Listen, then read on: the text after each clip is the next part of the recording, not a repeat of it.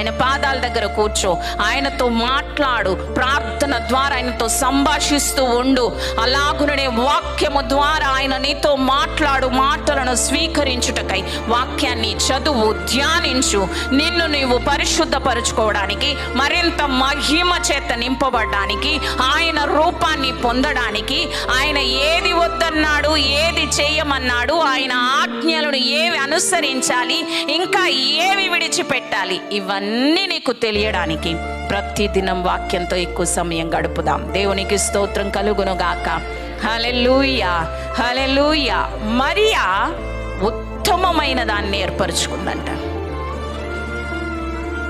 ఇంకింతకన్నా best ఏమీ లేదని యేసు ప్రభువే సాక్ష్యం చెప్పాక నీవు నేను దానికి ప్రయారిటీ ఇవ్వకపోతే ఇంకెందుకండి?